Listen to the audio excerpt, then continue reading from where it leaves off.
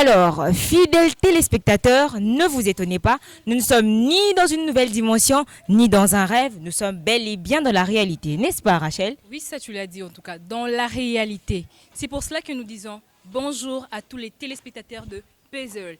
Plein des ailes plus qu'une gazelle, aisé avec des ailes. C'est la fameuse formule du puzzle original.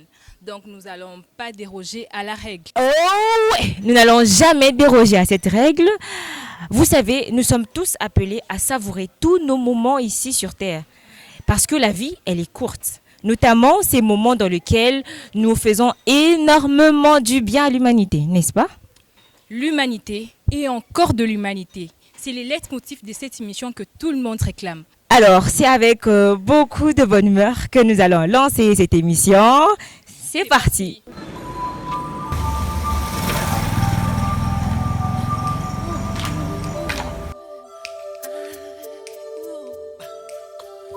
Gonna make a change for once in my life. Gonna feel real good. Gonna make a difference. Gonna make it right.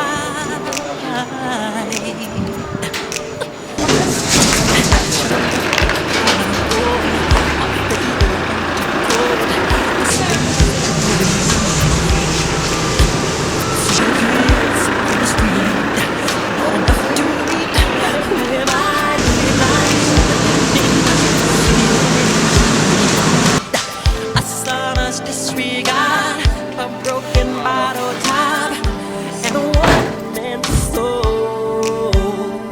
They follow each other on the window, 'cause they got nowhere to go. That's the one I want you to know. I'm starting with the man in the mirror.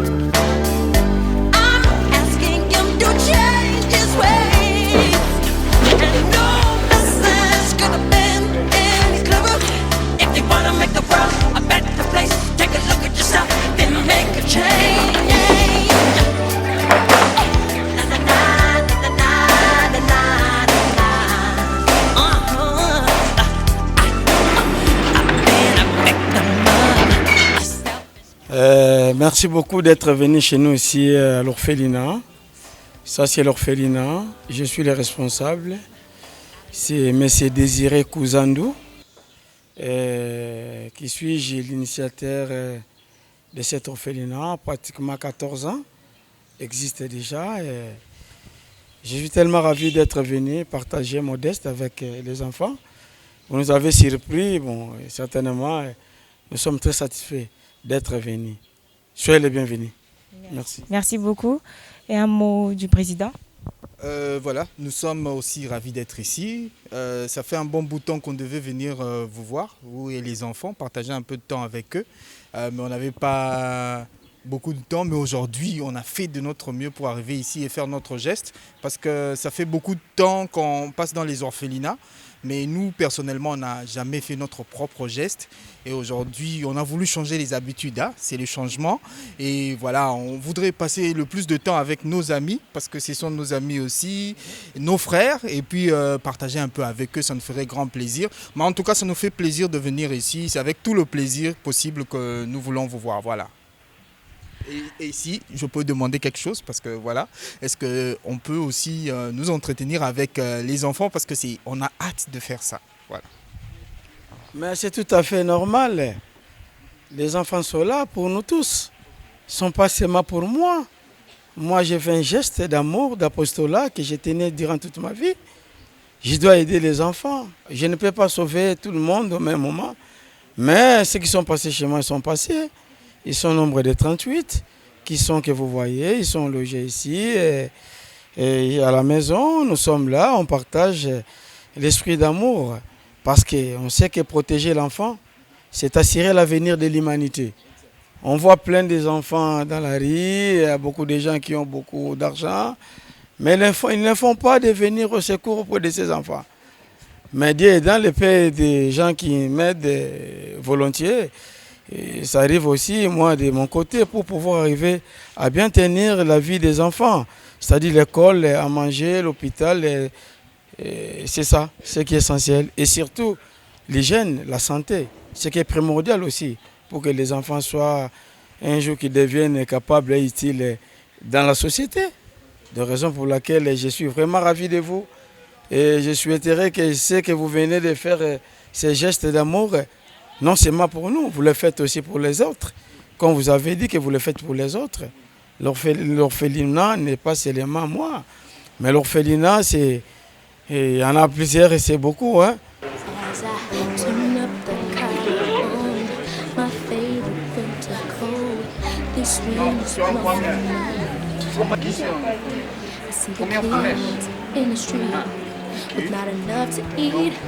Who am I to be blind, pretending not to see them? A summer's disregard, a broken bottle top, and a one-man soul. They follow each other on the wind, you know, 'cause they got nowhere to go. That's why I want you to know I'm starting with the man in the mirror. I'm asking him to change his ways, and no message could have been any clearer. If you wanna make the world a better place. On devait le faire parce qu'on a dit make a change, c'est qu'il faut changer les habitudes et les habitudes commencent déjà par nous. Et puis voilà, moi et mon collaborateur là qui est derrière, Manu Kabasele, on fait de notre mieux pour faire quelque chose. Voilà. Ok, très intéressant. En parlant de Make a Change, il y a une chanson de Michael Jackson qui dit si tu veux rendre le monde un endroit meilleur, jette un œil sur toi-même et change. Par rapport à cet extrait, j'aimerais vous poser la question, quelle est votre propre vision du mot changement? On a cette mauvaise habitude de penser trop à nous, cet égoïsme qui nous caractérise, qui caractérise l'humain en général. Et actuellement, c'est encore pire parce on veut être millionnaire. Il y a cette obsession à être millionnaire, milliardaire, au lieu de faire de son mieux pour que l'humanité se retrouve. Mais on veut gagner le plus possible pour garder pour soi-même. On doit savoir que Dieu nous a créés justement pour savoir partager. Partager pas seulement les paroles hein, et partager des enfants, mais il faut partager aussi de l'amour, c'est-à-dire de l'humanité. Si moi je me regarde, c'est ça, man in the mirror, la personne dans le miroir. Si je me regarde, je dois savoir que l'autre est comme moi aussi. Il a besoin les mêmes besoins, les besoins que moi j'ai, lui aussi il les a. Donc il faut faire de notre mieux, quoi. Ok, d'accord. Allons-y encore, je suis là pour un bon moment.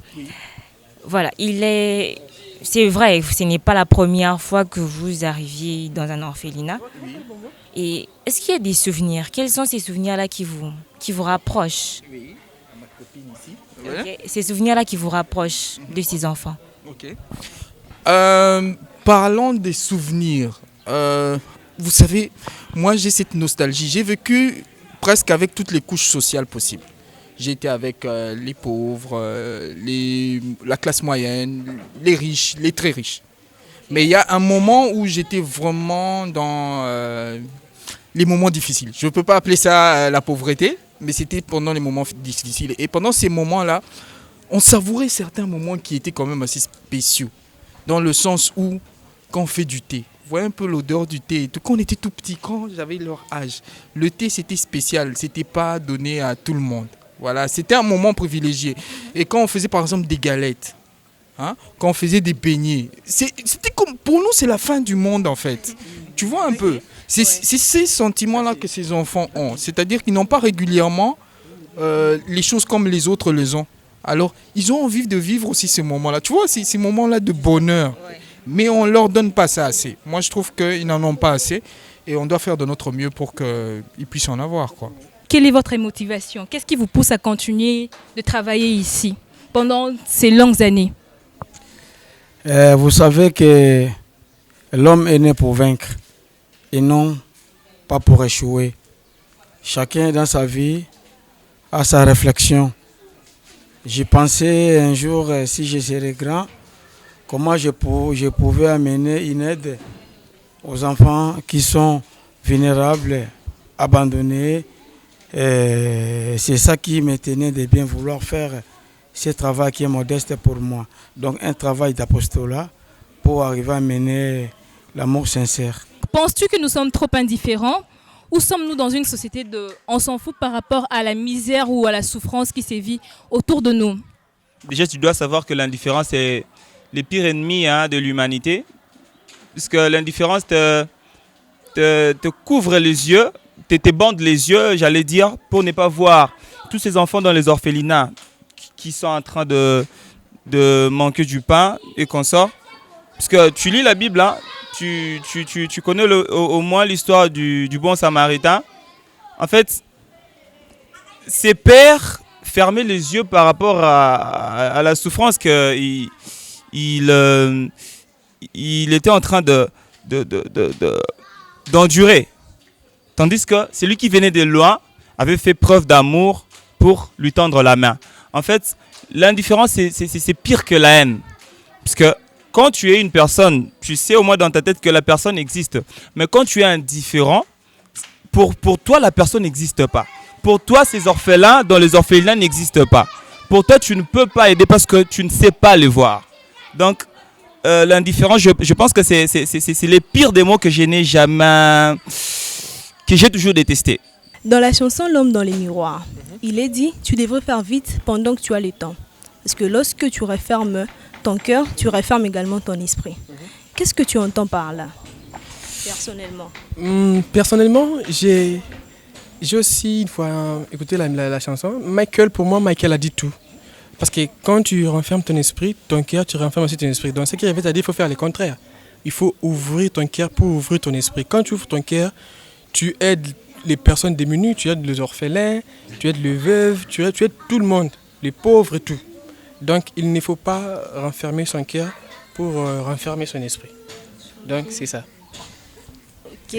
Mais quand est-ce que l'homme doit, ou une personne doit commencer avec ces changements-là? Ah, ok. Les changements, pour commencer à changer, il faut prendre une décision. Parce que si tu ne prends pas de décision, tu ne vas jamais changer, tu ne vas jamais évoluer dans la vie. Alors, pensez-vous qu'on puisse résoudre le problème de la pauvreté aujourd'hui? Oh oui, c'est possible de pouvoir résoudre ce problème-là. Le problème de la pauvreté, en fait, on le prend très mal. La pauvreté, ce n'est pas... Pour résoudre le problème de la pauvreté, il ne faudrait pas amener des casiers ou, je ne sais pas, de la bouffe ou je ne sais pas quoi, non. Il y a une seule manière simple de pouvoir résoudre le problème de la pauvreté. Il faut chasser l'égoïsme, tout simplement. Quand tu chasses l'égoïsme, c'est-à-dire qu'aujourd'hui, si moi j'avais seulement un pain, si j'étais moins égoïste, on peut partager un bout de pain nous tous ici, ok? Et ça fait que tout le monde puisse manger quand même quelque chose, même si ça ne va pas nous suffire. Parce qu'après, aujourd'hui, c'est tout le monde qui pense à son propre ventre. Et voilà, en oubliant les autres. Ce n'est pas en ayant des milliards que tu auras de l'importance. Après, tu meurs, mais tu laisses des milliards sur Terre. Tu n'as rien fait en fait. Alors, moi, je trouve que le seul moyen de combattre aujourd'hui la pauvreté, je suis très clair, c'est chasser l'égoïsme, tout simplement. Parce qu'il y a beaucoup, il y a beaucoup pour tout le monde sur cette Terre. Dieu a créé la Terre avec toutes les ressources suffisantes pour que tout le monde puisse se retrouver. Mais ça se fait qu'il y a certaines personnes qui voudraient en bénéficier plus que d'autres. Alors, c'est ce que justement, c'est pourquoi on aime cette chanson-là, Man in the Mirror, parce que ça chante le fait qu'il faut que je me regarde dans le miroir et que je puisse avoir honte de laisser ceux qui sont en train de souffrir à côté de moi. Et voilà, et si tout le monde prenait cette peine de pouvoir regarder un peu l'autre humain et dire qu'il mérite aussi autant que moi, je pense qu'on aura à pouvoir résoudre le problème de la pauvreté. Voilà. Bonjour Père Noël, je voudrais dire que tu m'amènes le truc des entrées scolaires, les sacs, les uniformes, avec le singlet, des chaussettes, des dizaines de sous-vêtements et les chaussures. Le nom de CED, c'est justement un sigle, mais si je pourrais mieux le parler en détail, ça signifie Centre d'encadrement des enfants défavorisés. C'est-à-dire, notre centre, il encadre, c'est une orphelinat, en un mot pour mieux l'éclaircir, mais il encadre des enfants aussi qui sont défavorisés, vulnérables, ainsi de suite. Merci. Okay, merci beaucoup Amos. Vous l'avez donc compris, vous n'avez plus de raison de ne pas changer vos habitudes. On vous a tout donné, l'adresse, les conditions. Vous avez même vu les enfants, donc la balle se trouve dans votre camp. De notre côté, il ne nous reste plus qu'une seule chose à vous dire.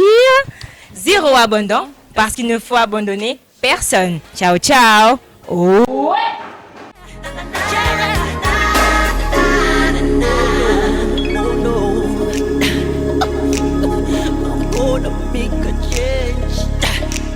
It's gonna feel real good.